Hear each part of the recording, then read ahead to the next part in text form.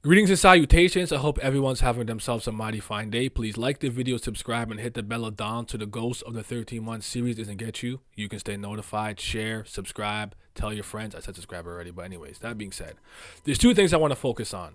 I want to focus on specifically Gustang's performance in this fight and see where everyone's head is at in my community, in our community, in this neck of the Tower God community. And I want to talk about Blossom's Flames in conjunction to Yeon Hannah, Yerang, whatever we're calling her. I'm sorry, it's going to take a long time for me to get Yeon Hannah out of my head because for a decade plus, that's what I knew her as. That all being said, let's start with Gustang's performance specifically. Seems that a lot of people are let down, and I would argue that I'm one of them. I'm not mad that he had ancillary help from like the Oakbee, the Jade, Baton, and or Blossom's Flame. That's his wife. I mean, Bam always has these outside powers coming in and whatnot, and then this tower, this is kind of how you win, so to speak.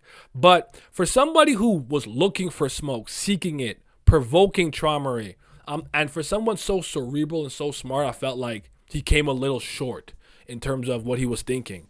It was almost like once Traumerei absorbed all his beasts and was using that three-dimensional space-time rift disconnect ability, or dismantle, I think is what the official is calling it. Gustang didn't really have an answer until Blossom's Flame ignited and was able to burn disconnect, because her flame has the ability to burn things that are intangible.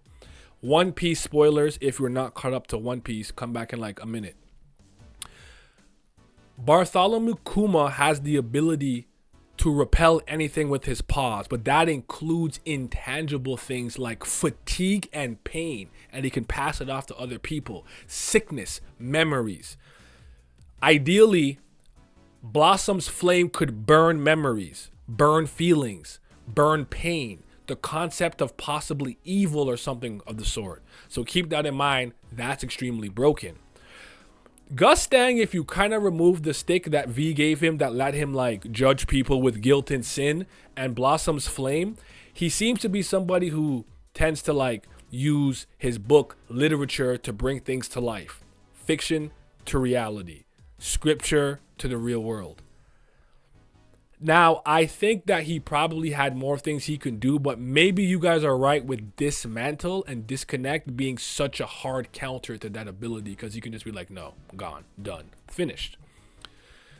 So his bag actually seems pretty limited to me, and I thought that maybe his creativity was lacking. I don't know if he had way more things he could like pull up, like, okay, this mist will make you break down at the molecular level, at the atomic level. Like I was thinking like he was gonna do something cooler like that. Unos, that wind thing he summoned, that was cool.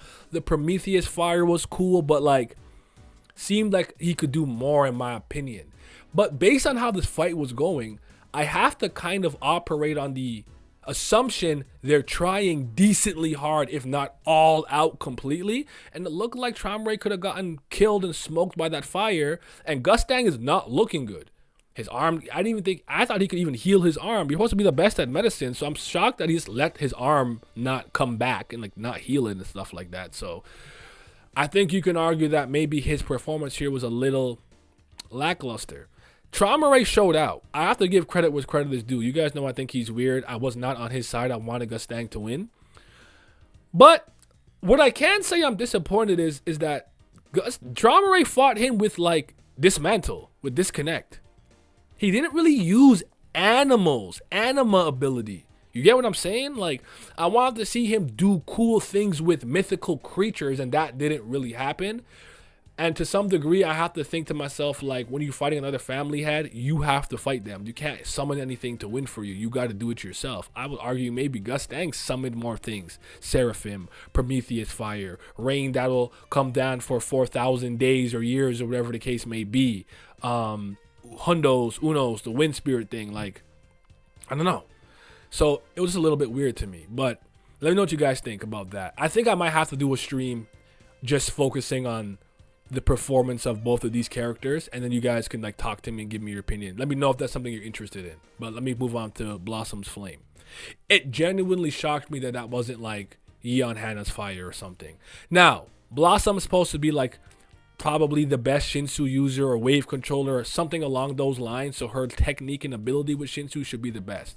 So it's not the craziest thing. It's just that for a family that's known for their fire, their flames, the healing and destructive kind, the primeval fire that Yeon Hannah got years ago, there's one that's already much better. Is it better? Is Yeon's family flame not as good when it comes to destructive capabilities? Or is the distinction that Eurasia's fire, even though it can burn anything, concepts included, intangible things included, it can be extinguished, like with Mazino's punch?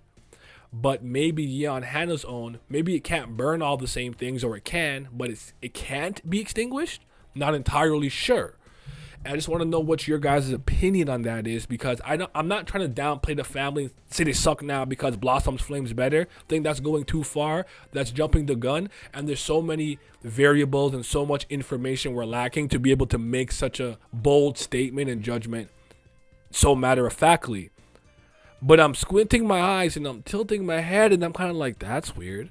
That's suspicious. I got some questions. You feel me? So what does it really mean?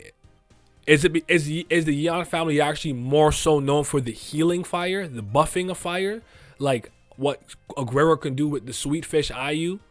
You get what I'm saying? So that's kind of where my head is at with like those two families. Like, if Blossoms has a fire that's better than anything the Yeon family can produce, I don't know that that's a good look for a family that's known for that. That's their thing. The Kun family is known for electricity and being a Jeon Sula and being kind of conniving, cunning, and a little underhanded. I would argue the Ha family, they're hand-to-hand combatants, they're technicians, they're athletic.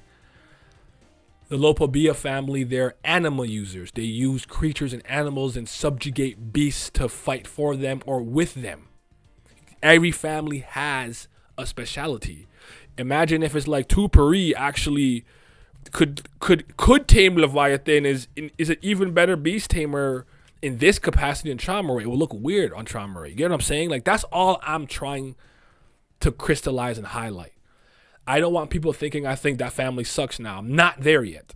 They're not a fraud watch to me necessarily. It's just like, interesting. That all being said, though, that ability is crazy. I really like when characters have stuff like hacks like this that can do something like, oh, I can burn away, like, what if you can burn away someone's abilities? Kind of like disconnect, like, oh, I will burn away your ability to teleport or something. Like, that would be crazy. Like, how far does that fire go? And now I've taken a much, much deeper interest in Eurasia's Blossom and what she can do. I hope we get to see her soon and maybe learn more about her through maybe Gustang having another flashback or something. But the last question I'm going to pose to you guys here is Traumerei going to die? Is Gustang going to die? Or are one of them going to die? Let's see. We'll find out soon.